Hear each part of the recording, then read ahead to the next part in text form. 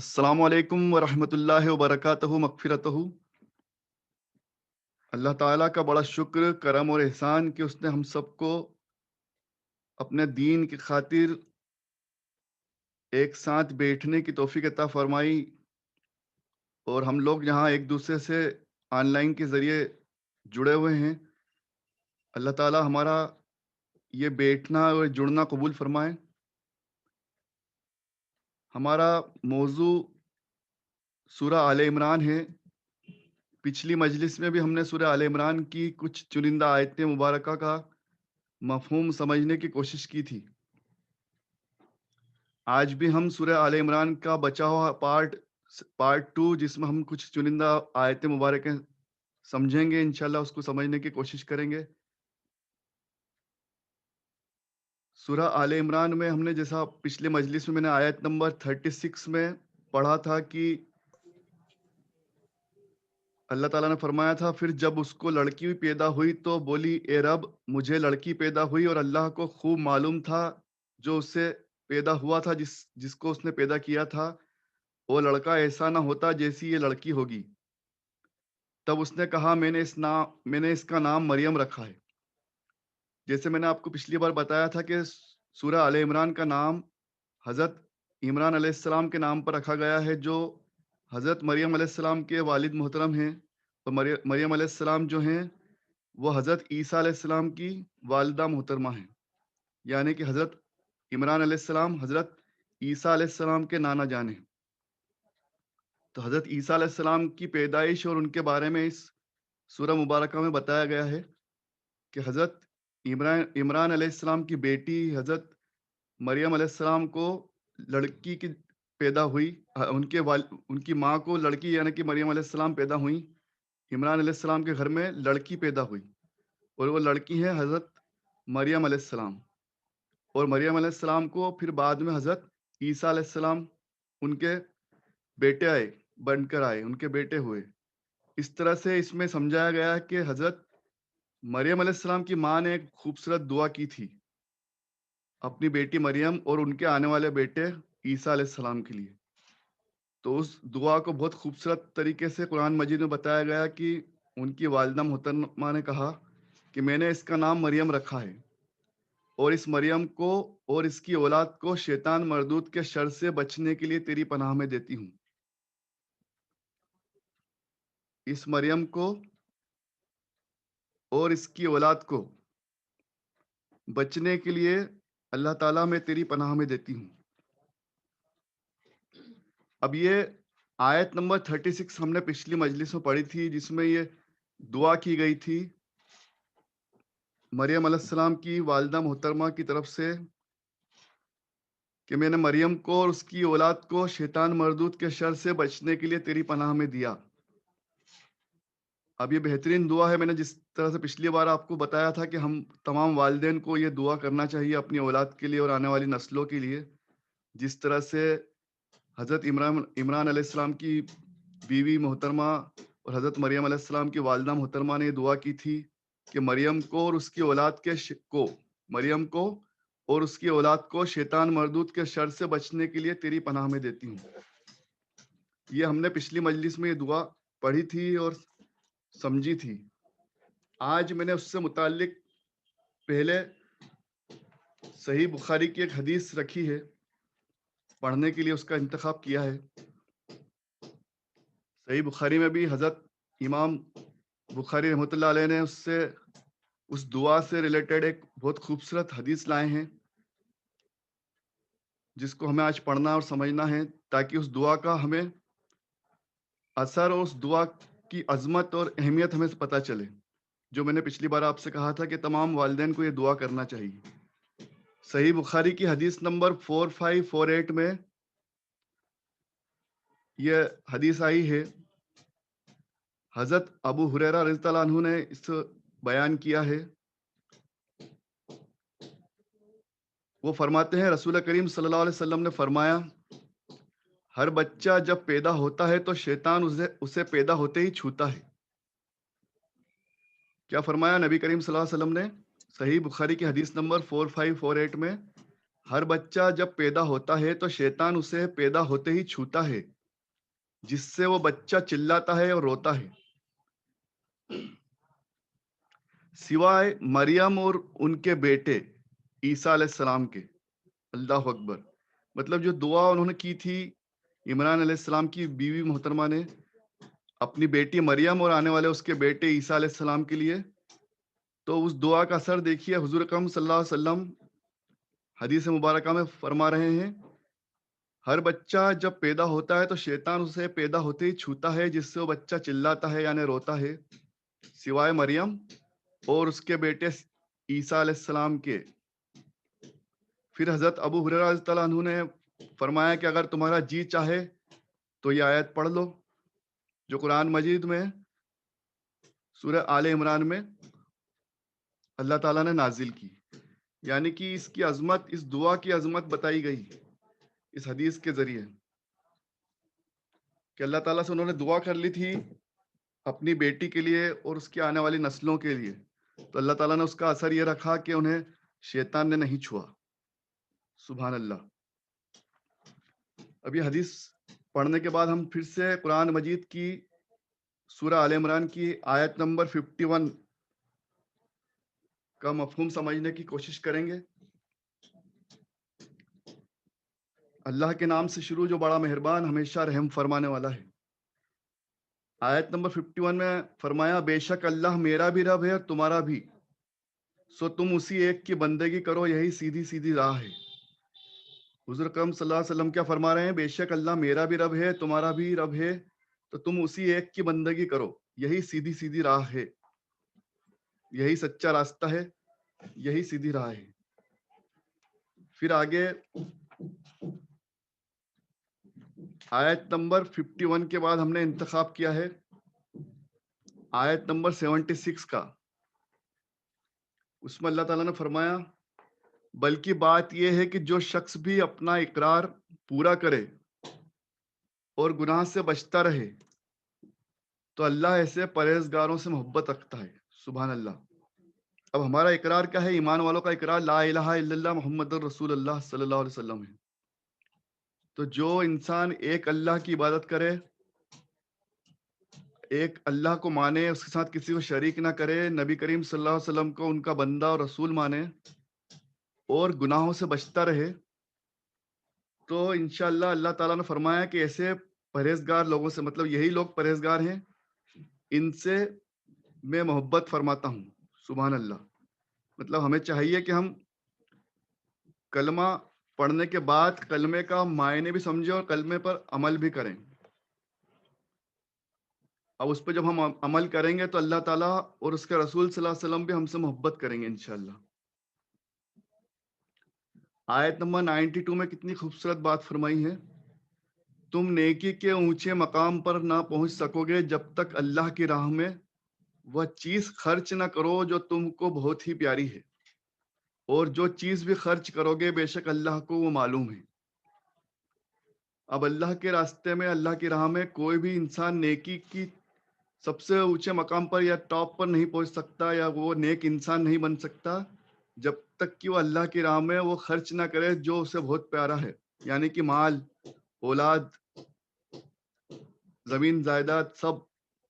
تو یہ سب تمام چیزیں جو انسان کو بہت پیاری ہیں، اسے اللہ کی راہ میں لگانا ہے، چاہے وہ اللہ کی راہ میں اپنا علم خرچ کرے، وقت خرچ کرے، اولاد کو لگائے، مال کو لگائے، یہ سب اسے خرچ کرنا ہے۔ اور جو بھی چیز خرچ کرو گے، اللہ تعالیٰ نے کیا فرمایا، جو بھی چیز خرچ کرو گے بے شک اللہ کو بہت معلوم ہے، اسے اس بات کا علم ہے۔ پھر اللہ تعالیٰ نے مکہ کی عظمت بیان کی ہے آیت نمبر 96 میں، بے شک پہلا برکت والا گھر جو انسانوں کے لیے بنا دیا گیا وہ مکہ ہے، تمام دنیا میں لوگوں کو ایک ہی راہ پر لانے کا ذریعہ۔ مکہ کی عظمت بھی بتائی گئی ہے کہ دنیا کا سب سے پہلا گھر مکہ معظمہ ہے۔ یہ ہمیں بات معلوم ہونا چاہیے کہ اللہ کا گھر ہے، اور اللہ کا سب سے پہلا گھر، وہ دنیا کا سب سے پہلا گھر مکہ معظمہ ہے، جسے بار بار نبیوں نے الگ الگ طریقے سے الگ الگ ہر نبی کے ذریعے اللہ تعالیٰ نے کئی نبیوں کو اسے بار بار تعمیر کرنے کا حکم دیا. حضرت جبرائیل علیہ السلام خود آئے, انہوں نے اس کی جگہ بتائی. حضرت آدم علیہ السلام کے وقت سے اللہ کا پہلا گھر اور اللہ کی عبادت گاہ اور دنیا کا سب سے پہلا گھر مکہ معظمہ ہے, اور یہ تمام جہانوں کے لوگوں کے لیے سیدھی راستے پہ آنے کا ایک ذریعہ ہے, یعنی کہ ایک ہدایت دیتا ہے. یہ مکہ معظمہ کی عظمت بیان کی گئی. پھر آیت نمبر 103 میں اللہ تعالیٰ نے فرمایا, اللہ کی رسی یعنی قرآن مجید کو سب لوگ مل کر مضبوطی سے پکڑ لو, مضبوطی سے تھام لو, مضبوطی سے پکڑ لو اور آپس میں پھوٹ نہ ڈالو, اور یاد رکھو اللہ کی نعمتوں کو جو تم پر ہیں. یہ سب سے بڑی بات آج کے دور میں جو ہمیں دیکھنے کو مل رہی ہے کہ ہم میں آپس میں اختلاف ہو گیا, پھوٹ ہو گئی, ہم آپس میں ایک دوسرے سے جھگڑتے ہیں جبکہ ایک اللہ اور ایک رسول کو ماننے والے ہیں.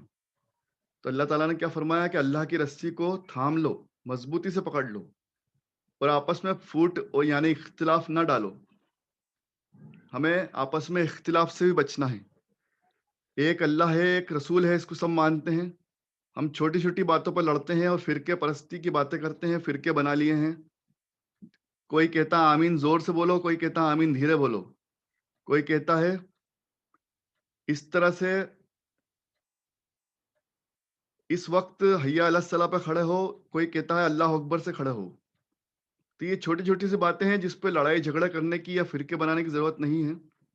الگ الگ حدیثوں سے الگ الگ باتیں معلوم پڑتی ہیں, لیکن کل ملا کے اللہ اور اس رسول کا فرمان یہی ہے کہ تم قرآن کو مضبوطی سے پکڑ لو, اس کو تھام لو اور آپس میں پھوٹ مت ڈالو.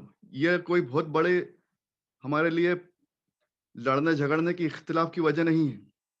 ہم آمین دھیرے سے بول لیں, زور سے بول لیں, حیا علی الصلاح پہ کھڑے ہو جائیں یا مت نہ کھڑے ہوں, اس سے کوئی فرق نہیں پڑتا. نماز سب کو پڑھنا ہے. یہ کوئی فرائض میں سے نہیں نماز کے, اور نماز کے فرائض میں سے ہے ہی نہیں جن کے لیے ہم لڑ رہے ہیں, جن کے لیے ہم اختلاف پیدا کر رہے ہیں. نماز کے فرائض الگ ہی ہیں, ان میں کہیں ان کا نام ہی نہیں ہے کہ آمین زور سے بولنا ہے یا دھیرے بولنا ہے, یا حیا علیہ الصلاح پہ کھڑا ہونا ہے یا نہیں ہونا ہے, یا کھڑے ہو کے سلام پڑھنا ہے یا بیٹھ کر سلام پڑھنا ہے. یہ سب الگ باتیں ہیں, یہ ایکسٹرا عبادت ہے. یہ ہمارے فرض میں سے فرائض میں سے کہیں بھی یہ موجود نہیں ہے. اس کے لیے نہ اللہ تعالیٰ نے نہ اس کے رسول صلی اللہ علیہ وسلم نے کسی کو کوئی تنبیہ فرمائی. بس یہ فرمایا کہ اللہ اور اس کے رسول کو مانو, ان کا کہنا مانو اور خوب عبادت کرو. اب یہ ایکسٹرا باتیں ہیں, ایکسٹرا عبادت ہیں, کوئی پسند کرے تو کرے اور کوئی نہ کرنا چاہے تو نہ کرے. کوئی آمین زور سے بولنا چاہے تو زور سے بول لے, کوئی ہلکا بولنا چاہے تو ہلکا بول لے, کوئی من میں بولنا چاہے تو من میں بول لے. اللہ تعالیٰ تو قرآن مجید میں فرما رہا ہے کہ ہم تمہارے دلوں کا حال جاننے والے ہیں. اللہ تعالیٰ نے کئی مرتبہ ہر آیت مبارکہ کے ساتھ یہ بات فرمائی کہ ہم تمہارے دلوں کا حال جاننے والے ہیں, ہم بہتر حال جاننے والے ہیں. تو یہ چھوٹی چھوٹی باتوں پر اختلاف کرنا اور آپس میں لڑنا اور فرقے بنانا جو اصل میں دین کی بنیاد ہی نہیں ہے, دین کا کہ فرائض نہیں ہے, جن کو فرقے بنا کر ہم نے آپس میں اختلاف پیدا کر لیا ہے. تو سب سے زیادہ ہمیں محنت اور کوشش کرنے کی یہ ہے, اب ہماری ذمہ داری یہ ہے کہ ہم سب مل کر ان فرقوں کو ختم کریں اور ان باتوں کو نظر انداز کریں, اور ہر انسان کو, ہر مسلمان کو محبت کی نظر سے دیکھیں اور یہ سوچے کہ یہ وہی اللہ تعالیٰ اور اس کے رسول کا امتی ہے. یہ اسی ایک اللہ کو ماننے والا ہے, اس کے رسول صلی اللہ علیہ وسلم کو ماننے والا ہے, اسی نبی کریم صلی اللہ علیہ وسلم کا امتی ہے جس امتی کی فکر نبی کریم صلی اللہ علیہ وسلم کو تمام عمر, ساری عمر رہی, اور بروز قیامت روز محشر میں بھی اپنی امتی کی فکر ہوگی. تو اس عظمت کو اگر ہم سمجھ جائیں, اس بات کو اگر ہم سمجھ جائیں کہ یہ امتی اتنا قیمتی ہے کہ جس کی فکر میرے آقا کو بھی ہے, تو ہم آپس میں لڑنا بند کر دیں گے. کیونکہ اگر ایک گھر میں بہت سارے بچے ہیں لیکن اس کے والد کو, اس کی والدہ کو ہر بچہ پیارا ہے, تو ہر بچے کو یہ چاہیے کہ میرا بھائی, میری بہن میرے برابر حق رکھتی ہے, اس کو بھی اتنا ہی محبت اور اتنی ہی شفقت میرے والد والدہ محترمہ سے مل رہی ہے, تو مجھے بھی اس سے محبت کرنا ہے. ہم سب برابر ہیں, ہم سب ایک ہیں, اور ہم سب نبی کریم صلی اللہ علیہ وسلم کے امتی ہیں, اور ہم سب کے لیے ان کو فکر ہے, ایک ایک امتی کی ان کو فکر ہے. تو پھر کیوں ہم آپس میں لڑ رہے ہیں, پھر کیوں ہم فرقوں میں اور آپس میں الگ الگ گروہوں میں بٹ گئے.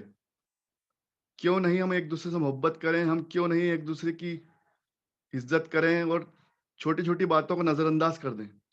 جسے جو پسند آئے وہ کر لے, لیکن فرض نماز, روزہ, زکوٰۃ, حج, صدقہ, خیرات, ان باتوں پہ دھیان دیں, بجائے ان کے کہ چھوٹی چھوٹی باتیں کہ کب کھڑا ہونا ہے, کب بیٹھنا ہے, کہاں کھڑے ہونا ہے, کیا بولنا, کیسے بولنا, یہ کوئی معنی نہیں رکھتی دین میں. یہ باتیں, اسلام تو ایمان, نماز, روزہ, زکوٰۃ اور حج, ان 5 ستون پر کھڑا ہے. ان میں کہیں اختلاف نہیں کسی میں بھی, اور ہر کوئی اس کو مان رہا ہے. تو پھر ہم کو جب بڑی باتوں میں کوئی جھگڑا نہیں ہے, بڑی باتوں میں کوئی اختلاف نہیں ہے, تو چھوٹی چھوٹی باتوں میں ہم کیوں لڑ رہے ہیں, جھگڑ رہے ہیں. تو ہمیں سب کو مل کر انشاءاللہ کوشش کرنا ہے کہ اختلاف کو ختم کرنا ہے, اور فرقہ کی باتیں جب بھی آئے, فرقہ پرستی کی, تو اسے نظر انداز کرنا ہے اور اسے محبت اور شفقت سے صحیح راستے پہ لانا ہے, صحیح راستہ دکھانا ہے, اور خود بھی صحیح راستے پہ چلنا ہے انشاءاللہ. اللہ تعالی ہم سب کی کوششوں کو قبول فرمائے, آمین. پھر آیت نمبر 104 میں بہت خوبصورت بات اللہ تعالیٰ نے آگے اور فرما دی, واضح کر دی کہ تم میں کچھ لوگ ضرور ہونا چاہیے جو بلاتے رہیں اچھے کاموں کی طرف, نیکی کی طرف, نیکی کا, بھلائی کا حکم کریں اور برائی سے منع کرتے رہیں, اور یہی لوگ کامیاب ہونے والے ہیں. سبحان اللہ. تو ایک خوشخبری بھی دے دی ساتھ میں, جو لوگ دین کے لیے کوشش کریں گے, دین کے لیے محنت کریں گے, تو ایسے لوگ جو اچھے کاموں کا حکم دیں, نیکی کی دعوت دیں, نیکی کا حکم کریں, بھلائی کا حکم کریں اور برائی سے منع کریں, تو اللہ تعالیٰ نے فرمایا ایسے لوگ ضرور ہونا چاہیے تمہارے بیچ میں, اور یہی لوگ کامیاب ہونے والے ہیں. سبحان اللہ. پھر آیت نمبر 110 میں فرمایا, اب ایک اور ہمیں ایک بات اور سمجھا دی ساتھ میں. پہلے یہ بتایا کہ تم لوگ سب ایک رسی کو تھام لو, ایک ہو جاؤ. پھر فرمایا کچھ لوگ نیکی کی دعوت دو, بھلائی کا حکم کرو, بھلائی سکھاؤ, بھلائی کا حکم کرو اور برائی سے منع کرو. پھر آگے آیت نمبر 110 میں کیا فرمایا, تم ایک بہترین امت ہو, تم ایک بہترین امت ہو. یعنی کہ ہمیں اشرف المخلوقات کیوں بنایا, ہم اشرف المخلوقات بننے کے لائق کیوں ہوئے, ہمیں کیوں کہا گیا کہ ہم اشرف المخلوقات ہیں. صرف بنا کچھ کام کیے, بنا کچھ محنت کیے تو کسی کو نہ کوئی میرٹ ملتی ہے, نہ کوئی تمغہ ملتا ہے, نہ کوئی پرائز ملتا ہے. اب ہمیں کچھ کام بھی کرنا ہے, کچھ ذمہ داری بھی دی گئی ہے. آیت نمبر 110 میں کیا فرمایا, تم ایک بہترین امت ہو جو لوگوں کے لیے کھڑی کی گئی ہو, تم بھلائی کا حکم کرتے ہو, برائی سے روکتے ہو. سبحان اللہ. یعنی کہ نیکی کا, بھلائی کا حکم کرو گے اور برائی سے, گناہ سے روکو گے, یہ تمہارے لیے ذمہ داری ہے, اس لیے تم اشرف المخلوقات ہو, اور تم اللہ پر ایمان رکھتے ہو, اور اس سے پہلے کتاب پائے ہوئے لوگ بھی ایمان میں آ جاتے تو ان کے لیے بہتر تھا. اب اس میں یہ ہمارے لیے, اس امت کے لیے خوشخبری ہے, اور دوسری جو اہل کتاب ہیں, یہودی نصارہ, ان کے لیے بھی ایک اس میں بات سمجھنے والی ہے کہ تم بھی اہل کتاب ہو, اگر تم بھی ایمان میں آ جاتے تو تمہارے حق میں بہتر تھا. ان میں کچھ لوگ ایمان والے ہیں, اللہ تعالیٰ نے کیا فرمایا کہ ان میں بھی کچھ لوگ ایمان والے ہیں, اور بہت سارے لوگ حکم کے مطابق چلنا نہیں چاہتے. اب اس میں کچھ لوگ ایمان والے ہیں اہل کتاب میں, اور باقی بہت سارے لوگ حکم کے مطابق چلنا نہیں چاہتے. اب بہک گئے مطلب. تو ہمیں اس بات کا خیال رکھنا ہے کہ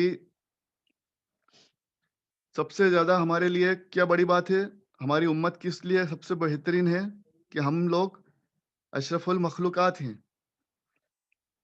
نیکی کا, بھلائی کا حکم کرتے ہیں, برائی سے روکتے ہیں. یہ ہماری ذمہ داری بھی ہے, اس لیے ہمیں یہ پرائز دیا گیا ہے, تمغہ دیا گیا ہے, یہ مقام اس لیے دیا گیا ہے, ہمیں بھولنا نہیں.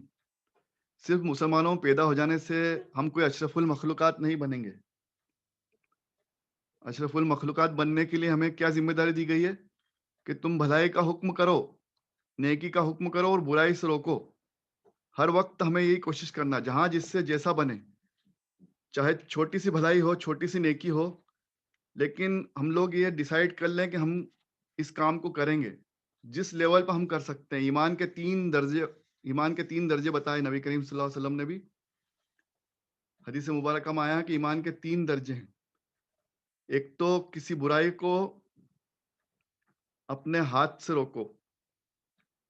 اگر طاقت ہے تم میں تو اپنے ہاتھوں سے روکو، مٹا دو اس برائی کو. بلکہ یہ بتایا روکنا نہیں، صرف اس کو مٹا دو، برائی کو مٹا دو.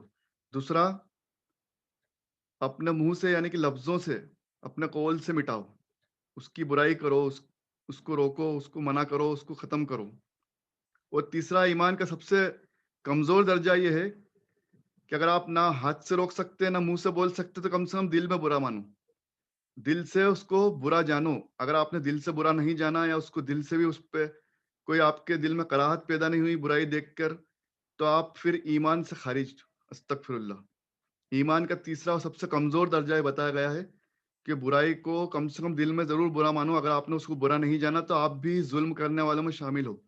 ظالم کو اگر روک نہیں سکتے تو اس کو ظالم کو برا ضرور جانو، برا ضرور جانو. برا نہیں مانو گے، برا نہیں جانو گے، یا اس کو روکنے کی کوشش نہیں کرو گے ہاتھ سے یا منہ سے، تو یہ آپ کے ایمان کی کمزوری ہے.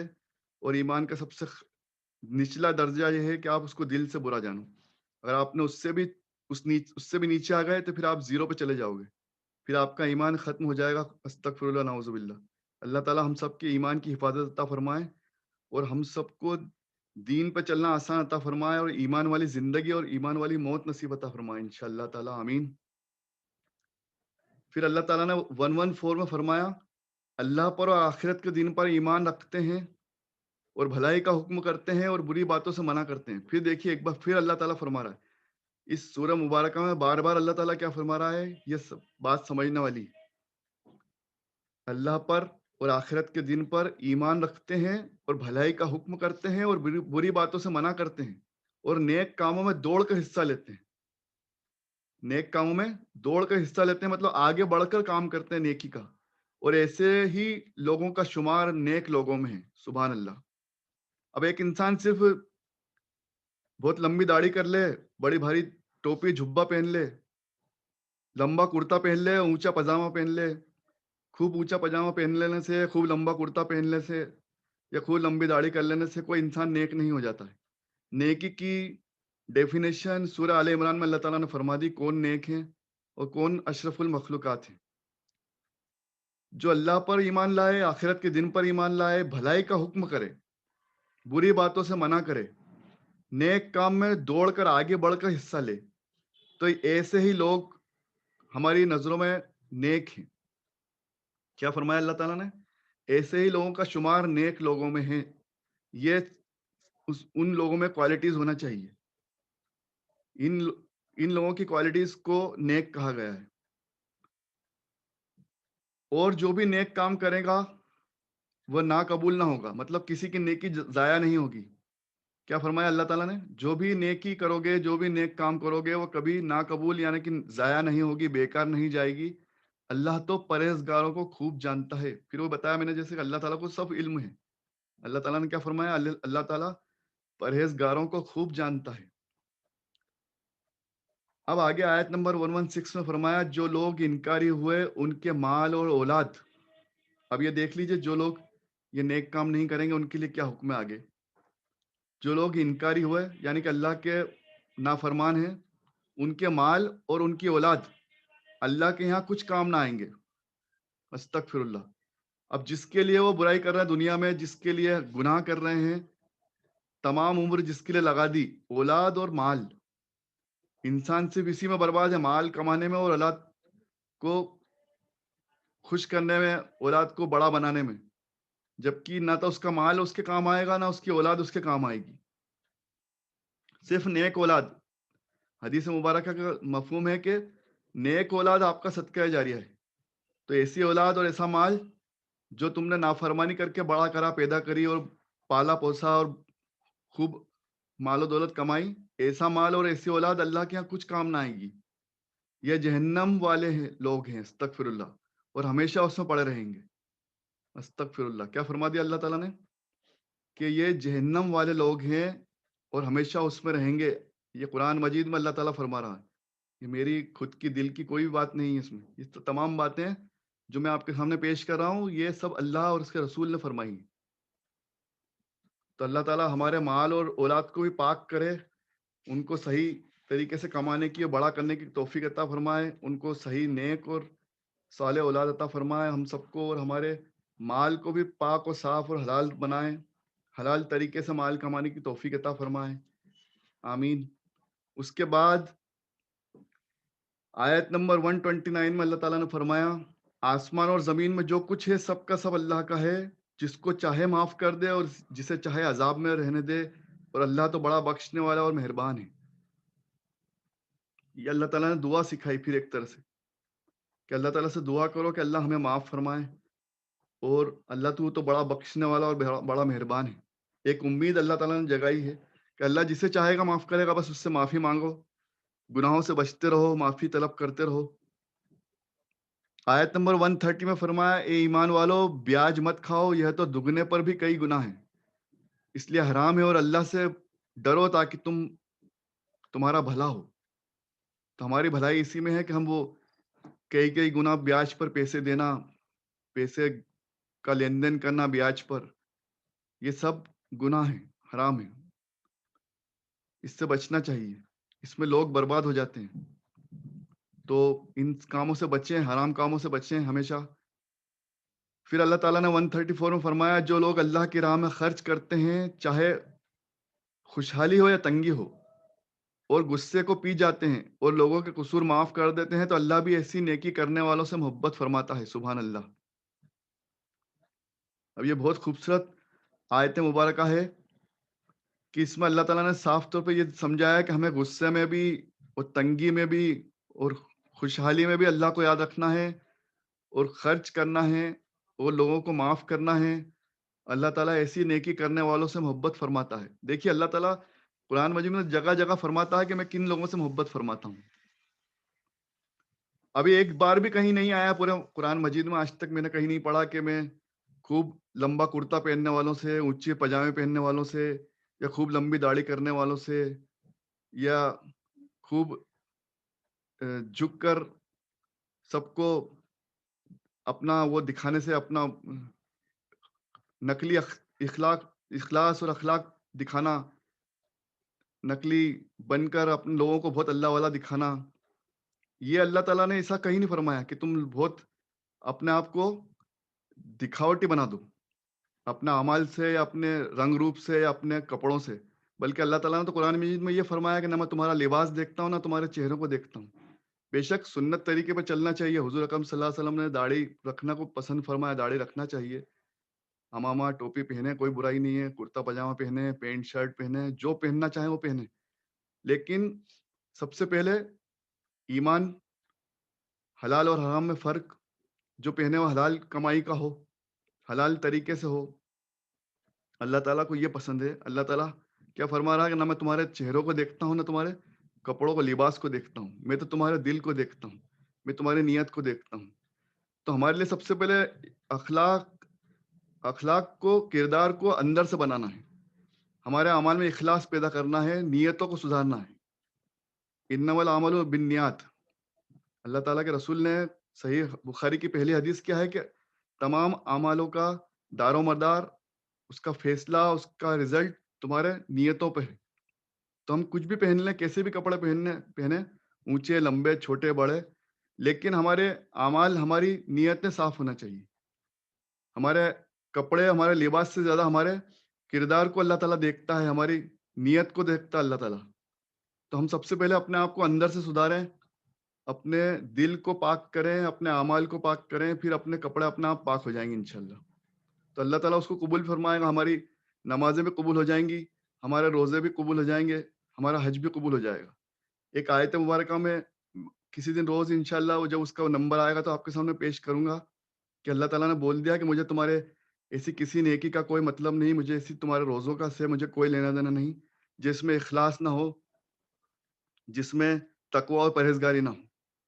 تو صاف طور پہ یہاں تک بھی فرما دیا اللہ تعالیٰ نے تو کہ ہمیں صرف دکھاوے کے لیے نہ نماز پڑھنا ہے، نہ روزہ رکھنا ہے، نہ کپڑے چھوٹے بڑے پہننا ہے، یہ دکھاوا ہے۔ دکھاوے سے زیادہ ہمیں عمل پہ اور اپنے کردار پہ محنت کرنا ہے، اور یہ بات سب کو سمجھنا چاہیے اور سب تک پھیلانا چاہیے۔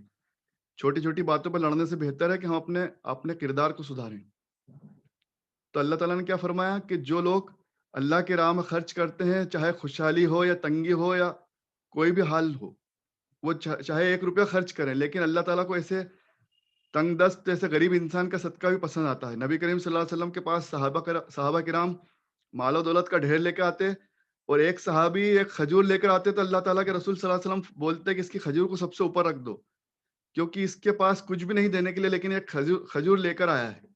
اس کی ایک کھجور بھی ہمارے لیے اتنی ہی معتبر، اتنی ہی امپورٹنٹ ہے جتنا یہ مال دولت کا ڈھیر ہے۔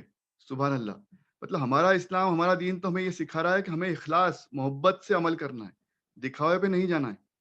ایک کھجور کرو صدقہ تو وہ بھی اللہ کو اور اس کے رسول کو اتنا ہی پیارا ہے جتنا 1 کروڑ روپے یا ہزاروں لاکھوں روپے۔ تو اللہ تعالیٰ تو نیت دیکھنے والا ہے، اور لوگوں کو معاف کرنا سیکھیں۔ اللہ تعالیٰ ایسی نیکی کرنے والوں سے محبت کرتا ہے۔ سبحان اللہ۔ کیا فرمایا اللہ تعالیٰ نے؟ یہ میں نہیں فرما رہا ہوں، اللہ اور اس کے رسول فرما رہے ہیں کہ اللہ تعالیٰ ایسی نیکی کرنے والوں سے محبت فرماتا ہے۔ پھر آگے فرمایا آیت نمبر 135 میں، اور ایسے لوگ جب کوئی بے شرمی کا کام کر بیٹھیں یا اپنے آپ کو پہ ظلم کر لیں، یعنی کہ کوئی گناہ کر لیں، تو اللہ کو خوب یاد کرتے ہیں اور فوراً اپنے گناہوں کی بخشش مانگتے ہیں، اور خوب سمجھ لو کہ گناہوں کو اللہ کے سوا کون معاف کر سکتا ہے۔ یہ کتنی اچھی بات اللہ تعالیٰ نے فرما دی کہ غلطی سے یا غلطی سے اچھے نیک بندوں سے کوئی گناہ ہو جائے بائی چانس، تو اس کو فوراً اس پہ توبہ کر لیں، اس کو معافی مانگ لیں، اللہ تعالیٰ سے بخشش مانگ لیں، اور اس گناہ سے توبہ کر لیں اور آئندہ اس گناہ کو کبھی نہ کریں، تو اللہ تعالیٰ معاف کرنے والا ہے۔ اور جان لو کہ یہ جان بوجھ کر اپنے کیے پر اڑتے نہیں۔ اب کچھ لوگ ایسے ہیں جو بار بار گناہ کرتے ہیں، تو اللہ تعالیٰ نے کیا بولا کہ اچھے اور نیک لوگ وہ ہیں جو جان بوجھ کر اپنے کیے پر اڑتے نہیں، مطلب کہ گناہ پر گناہ نہیں کرتے، اپنے آپ کو یہ مان لیتے ہیں کہ ہم تو بالکل صحیح ہیں۔ تو اللہ تعالیٰ ایسے لوگوں کو پسند نہیں فرماتا۔ اپنے گناہوں پر اڑو مت، غلطی ہو جائے تو معافی مانگ لو، اللہ سے بخشش مانگ لو، یہ سب سے بہترین طریقہ ہے۔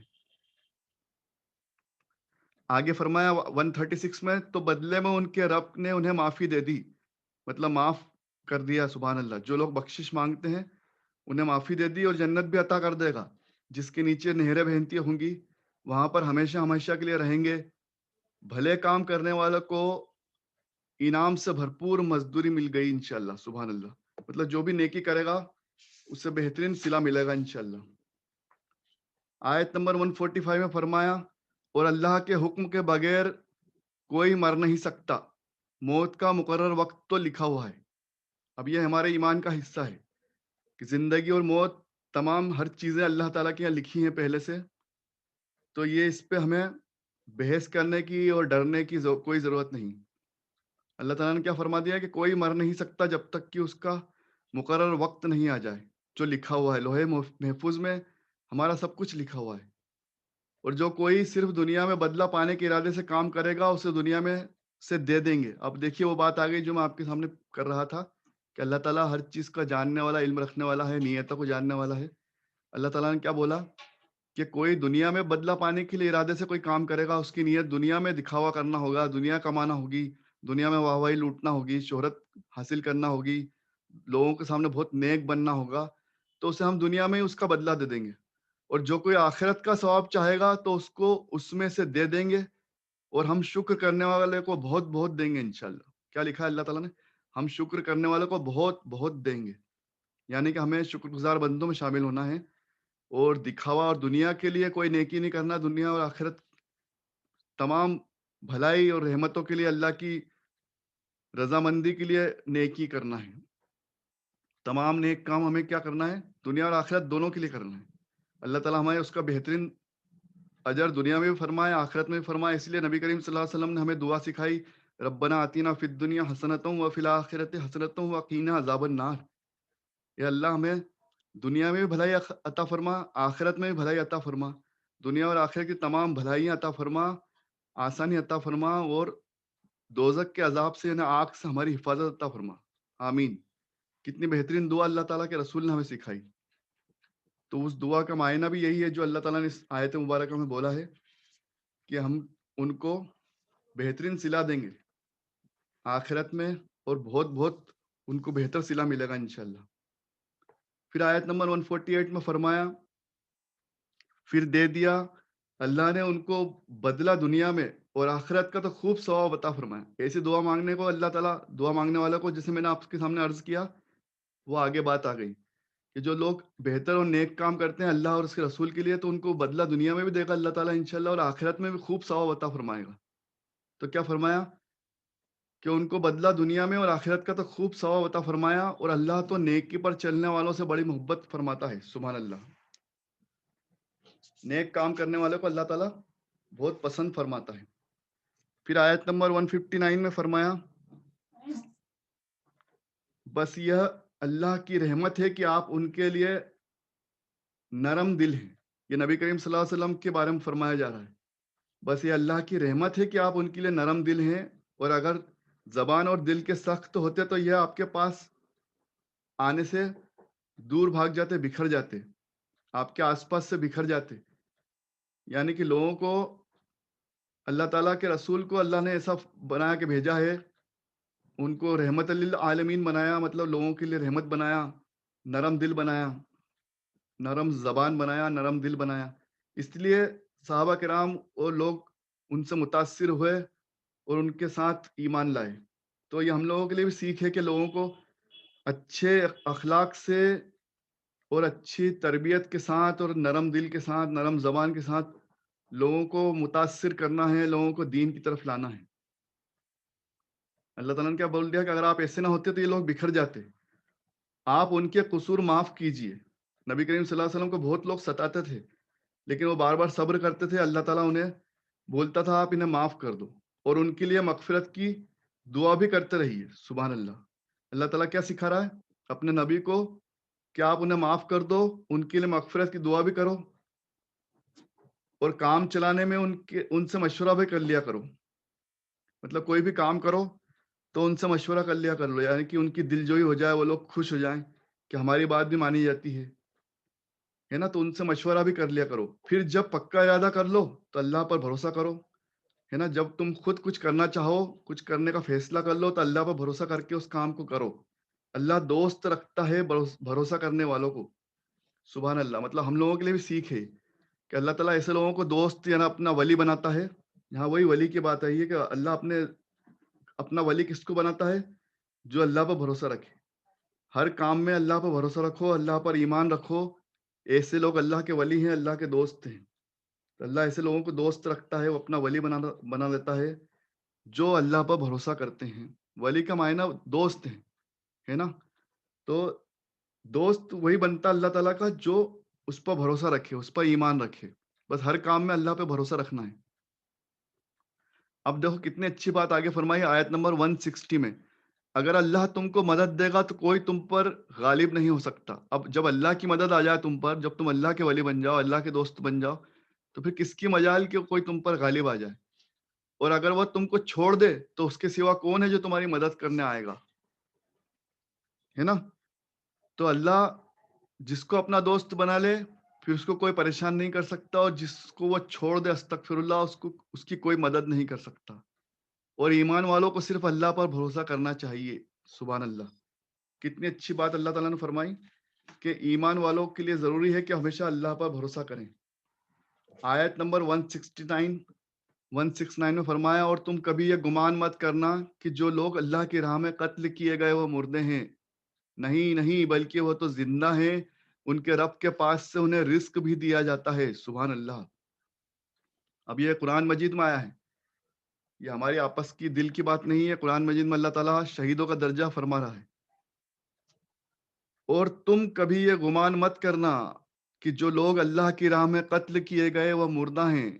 نہیں نہیں، بلکہ وہ تو زندہ ہیں، ان کے رب کے پاس سے انہیں رزق بھی دیا جاتا ہے. سبحان اللہ. مطلب اس کا جب ہم اس کی تفسیر پڑھتے ہیں تو پتہ چلتا ہے کہ شہید جو اللہ کی راہ میں شہید ہوتا ہے، جس کو شہادت کا درجہ ملتا ہے. ایک مرتبہ میں نے آپ کے سامنے ایک مجلس میں پیش بھی کیا تھا کہ تقریباً 10-11 طرح کی موت ہے جن کو شہادت کا درجہ ہے، اور خاص طور سے جو اللہ کی راہ میں مرے ہیں ان کو تو شہادت کا درجہ ہی، وہ سب سے بہترین شہید ہیں، وہ سب سے اول درجے کے شہید ہیں. تو انہیں اللہ اپنے پاس سے انہیں رزق دیتا ہے، انہیں وہ زندہ بھی ہیں. اب یہ اللہ اور اس کا رسول اور یہ لوگ بہتر جانتے ہیں. اصل میں ہمیں اس بات کا علم نہیں ہے. کہ ان کو کس طرح سے کس طریقے کا رزق دیا جاتا ہے, کس طرح سے انہیں رکھا جاتا ہے, وہ ایک الگ معاملہ ہے, الگ مسئلہ ہے. اس کے لیے بہت سارے حدیث مبارکہ ہیں. لیکن یہاں یہ بات اللہ تعالیٰ نے قرآن مجید میں صاف طور پر ظاہر کر دی, واضح کر دی کہ شہید زندہ ہیں, انہیں مردہ مت سمجھو, اور اللہ تعالیٰ کے پاس سے انہیں رزق بھی دیا جاتا ہے. سبحان اللہ. آگے اور فرمایا 170 میں کہ اللہ کے فضل سے جو انہیں عطا ہوا ہے اسے پا کر وہ بہت خوش ہوتے ہیں. شہیدوں کی بات چل رہی, جو اللہ نے انہیں انعام دیا اسے پا کر وہ بہت خوش ہوتے ہیں, اور خوشخبری دینا چاہتے ہیں اپنے پیچھے آنے والوں کو جو ابھی تک ان کے پاس نہیں پہنچے, کہ اگر وہ بھی شہید ہو کر آئیں تو انہیں کوئی خوف اور کوئی غم نہیں ہوگا. سبحان اللہ. مطلب شہید اتنا خوش ہوتا ہے وہاں اپنا انعام پا کر کہ وہ چاہتا ہے کہ میرے گھر والوں کو, میرے رشتہ داروں کو, میرے دوستوں کو میں بول دوں کہ یہ بہت بڑا مرتبہ درجہ ہے, تم آؤ گے شہید ہو کر, کہ تم خوش ہو جاؤ گے یہ مرتبہ درجہ دیکھ کر. وہ چاہتا ہے کہ خبر پہنچا دے, تو اس لیے اللہ تعالیٰ نے قرآن مجید کے ذریعے ہم تک پہنچا دی. اب شہید اور جو لوگ چلے گئے اس دنیا سے وہ تو ہمیں آ کے کہہ نہیں سکتے, لیکن اللہ نے اپنے رسول کے ذریعے یہ خبر ہم تک پہنچا دی کہ وہ شہید جو ہمارے یہاں آتے ہیں شہید ہو کر, پھر اپنا مرتبہ درجہ دیکھتے ہیں اور جنت الفردوس کے مقام دیکھتے ہیں, تو وہ اتنے خوش ہوتے ہیں, وہ چاہتے ہیں کہ وہ بار بار شہید ہوں اور ان کے آنے والے رشتہ دار گھر والے بھی شہید ہو کر آئیں. یہ اتنی بڑی بات ہے, اتنا بڑا درجہ ہے, اور بہت خوش ہوتے ہیں اللہ کے فضل اور رحمت کو دیکھ کر, اور وہ اس بات کو سمجھتے ہیں کہ اس کا کتنا بڑا مرتبہ اور کتنا بڑا اجر ثواب انہیں ملا ہے. اب ایک پھر بات آ گئی ہے 186 میں. اللہ تعالیٰ نے فرمایا تم کو آزمایا جائے گا مال اور جان سے. اللہ اکبر, استغفر اللہ. اس لیے ہمیں دعا کرنا چاہیے کہ اللہ تعالیٰ ہمیں مشکل امتحانوں سے بچائے, ہمیں آزمائشوں سے بچائے. جیسے کہ ہم نے سورہ بقرہ کی آخری آیت مبارکہ میں نے آپ کو پڑھ کے سنائی تھی, تو سکھایا تھا کہ اس طرح سے دعا کرنا چاہیے کہ اللہ ہم پر وہ بوجھ نہ ڈال, ہم کو اس آزمائش میں مت ڈال جو ہم سے پہلے لوگوں کو ڈالا گیا, ہم اس قابل نہیں ہیں. تو وہی بات یہاں اللہ تعالیٰ نے فرمائی ہے 186 میں کہ تم کو آزمایا جائے گا مال اور جان سے, اور تم سے پہلے کتاب پائے لوگوں, مطلب جو پہلی امتیں تھیں ان سے بھی تکلیف والے بول بھی تم کو سننا پڑیں گے. مطلب اہل کتاب تمہیں تکلیف والے بول بھی بولیں گے. تو یہ پوری امت کے لیے آیا ہے کہ مال اور جان سے آزمایا جا سکتا ہے, آزمائش ہو سکتی ہے. تو اللہ سے دعا کرتے رہو اور اس کو آزمائش کو اللہ تعالیٰ آسان بنا دے اور اس میں کامیابی عطا فرما دے, اور اللہ تعالیٰ ہم پر رحم و کرم فرما دے. آمین. اور برے بول بھی سننا پڑ سکتے ہیں, تکلیف والے بول بھی ہمیں سننا پڑ سکتے ہیں نیک لوگوں کو. اور جو لوگ شرک کرتے ہیں وہ تم کو بہت ستائیں گے. اللہ اکبر, استغفر اللہ. اب یہ لوگ ہمیں ستانے کی کوشش کریں گے, اللہ ہمیں معاف فرمائے. اور اگر تم صبر سے جمے رہے اور گناہ سے بچتے رہے تو یہ بڑی ہمت اور حوصلے کا کام ہوگا. سبحان اللہ. آج کے دور میں ہم یہ دیکھ رہے ہیں کہ جو لوگ دین سے دور ہیں وہ بھی, اور جو دیندار نہیں ہیں وہ بھی, یعنی کہ جو ایمان نہیں لائے وہ بھی, سب لوگ دیندار لوگوں کو پریشان کرنے میں, انہیں تکلیف دینے میں لگے ہوئے ہیں. تو یہ بھی ہمارے لیے ایک آزمائش ہے. اب اس میں ہمیں صبر رکھنا ہے. تو اللہ تعالیٰ نے فرما دیا جو صبر رکھے گا وہ اس نے بہت بڑا ہمت کا کام کیا اور بہت حوصلے کا کام کیا. اب اس طرح سے اس کی ہمت اور حوصلہ آزمایا جا رہا ہے. پھر آیت نمبر 191 میں فرما دیا جو اللہ کا ذکر کرتے ہیں کھڑے اور بیٹھے اور کروٹ پر لیٹے ہوئے بھی. یعنی کہ اللہ تعالیٰ نے کیا فرمایا قرآن مجید میں کہ آپ اٹھتے ہوئے, بیٹھتے ہوئے, چلتے پھرتے, ہر حال میں لیٹے ہوئے بھی اللہ کا ذکر کرو. کہیں منع نہیں ہے. کسی فرقے کی بات میں نہ لگے کہ لیٹ کر ذکر نہیں کر سکتے. اللہ اللہ, سبحان اللہ, الحمدللہ, اللہ اکبر, استغفر اللہ, درود شریف سب پڑھ سکتے ہیں لیٹ کر, بیٹھ کر پڑھ سکتے ہیں, کھڑے ہو کر پڑھ سکتے ہیں, چلتے پھرتے پڑھ سکتے ہیں, سب جائز ہے. تو اللہ تعالیٰ نے کیا فرمایا کہ جو اللہ کا ذکر کرتے ہیں کھڑے ہو کر اور بیٹھ کر اور کروٹ پر لیٹے ہوئے بھی, اور دھیان کرتے ہیں آسمان اور زمین کی پیدائش میں. مطلب آسمان اور زمین کی پیدائش اللہ تعالیٰ نے فرمائی, اس پہ غور و فکر کرتے ہیں کہ اس کا بنانے والا اللہ تعالیٰ ہے. پھر بول اٹھتے ہیں اے ہمارے رب, تو نے یہ سب بے مقصد پیدا نہیں کیا, یعنی کہ اس کے پیچھے تیری بے شک کوئی حکمت ہے, کچھ تیرا مقصد ہے, اور تمام عیب سے تو پاک ہے. یعنی اللہ تعالیٰ کی تعریف بیان کرتے ہیں, ہم کو بچا لے آگ کے عذاب سے, ہم کو دوزخ کے عذاب سے بچا, استغفر اللہ, آمین. تو یہ ایسے لوگوں کا ذکر ہوا ہے کہ اللہ کے نیک بندے وہ بھی ہیں جو ذکر کرتے ہیں کھڑے ہو کر، بیٹھ کر اور لیٹ کر، اور ہر اللہ تعالیٰ کی ہر چیز پر، اس کی بنائی ہوئی چیز پر ایمان لاتے ہیں، اس اللہ پر ایمان لاتے ہیں، اس کی تعریف بیان کرتے ہیں اور فرماتے ہیں اللہ تو بے عیب ہے، تو پاک ہے، اور اللہ سے دوزخ سے عذاب سے بچنے کی دعا کرتے ہیں۔ ایسے لوگوں کو اللہ تعالیٰ بہت پسند فرماتا ہے، ایسے لوگوں کو اللہ تعالیٰ نیک لوگوں کا درجہ دیتا ہے۔ پھر اس سورہ مبارکہ کے آخری آیت مبارکہ 200 200 آیتیں مبارکہ ہیں، جس میں سے ہم نے کچھ چنندہ آیتیں مبارکہ پڑھی ہیں، کیونکہ یہ طویل سورہ مبارکہ ہیں، پوری پڑھنا، پوری سمجھنا ہمارے لیے ممکن نہیں ہوتا، اس لیے ہم کچھ چنندہ آیتیں مبارکہ پڑھتے ہیں۔ اب آیت مبارکہ سب سے آخری 200، اے ایمان والو صبر سے ڈٹے رہو اور صبر کی تلقین کرتے رہو اور ایک دوسرے سے بندھے رہو اور اللہ سے ڈرتے رہو تاکہ تم کامیاب ہو جاؤ، آمین۔ اب یہ دعا بھی ہے اور یہ سیکھ بھی ہے کہ صبر سے ڈٹے رہو، صبر کرتے رہو اور دوسروں کو بھی صبر کی تلقین کرو، مطلب کہ ہمیں صبر کرنا ہے، دوسروں کو بھی صبر سکھانا ہے، اور ایک دوسرے سے بندھے رہو، مطلب کہ ہمیں آپس میں پھوٹ نہیں ڈالنا ہے، فرقوں میں بٹنا نہیں، ایک دوسرے سے جڑے رہنا ہے۔ یہ پھر آخر میں اللہ تعالیٰ نے پھر سکھا دیا اس سورہ مبارکہ کا مین جو تھیم دیکھا جائے تو حضرت عیسیٰ علیہ السلام کے بعد جو دوسری مین تھیم ہے، جو اس میں مین سیکھ آئی ہے، جو خاص جس کی طرف ہمیں اشارہ کیا گیا اللہ اور اس کے رسول دوارا ان کے ذریعے، کہ ہمیں آپس میں ایک دوسرے سے جڑے رہنا ہے، اختلاف میں فرقوں میں نہیں بٹنا ہے، اور ایک دوسرے سے محبت کرنا ہے، صبر کرنا ہے، صبر کی تلقین دوسروں کو بھی کرنا ہے، یعنی کہ دوسروں کو بھی صبر سکھانا ہے۔ پھر بیچ میں فرمایا تھا کہ ہمیں نیک بننا ہے، نیک لوگ کون ہیں وہ سیکھنا ہے، اور نیکی کا حکم دینا ہے، نیکی کا حکم دینا ہے، برائی سے روکنا ہے۔ یہی لوگ، کیا فرمایا اللہ تعالیٰ نے، تاکہ تم کامیاب ہو جاؤ، یہی لوگ کامیاب ہونے والے ہیں، ہے نا، انشاءاللہ۔ تو اللہ تعالیٰ ہم سب کو یہ کام کرنے کی توفیق عطا فرمائے۔ وآخر الدعوانا ان الحمد للہ رب العالمین۔ اللہ تعالیٰ ہم سب کا بیٹھنا اور ہم سب کی کوششوں کو قبول اور مقبول فرمائے، آمین یا رب العالمین۔ بسم اللہ الرحمن الرحیم، الحمد للہ رب العالمین، اللہم صلی علی سیدنا مولانا محمد وعلی آل سیدنا مولانا محمد وبارک وسلم۔ اللہ تعالیٰ ہم سب کی تمام نیکیوں کو اپنے رحم و کرم سے نبی کریم صلی اللہ علیہ وسلم کے صدقے و طفیل میں قبول اور مقبول فرمائے۔ ہماری تمام نیکیوں کے صدقے و طفیل میں ہمارے والدین، ہمارے تمام مرحومین، ہمارے تمام گھر والے، رشتہ دار، تمام دوست احباب، ہماری تمام امت مسلمہ کو اس کا ایصال ثواب عطا فرمائے۔ تمام مرحومین کو، ہم سب کو، تمام امت مسلمہ کو جنت الفردوس عطا فرمائے۔ ہم سب کے تمام گناہوں کو معاف فرمائے۔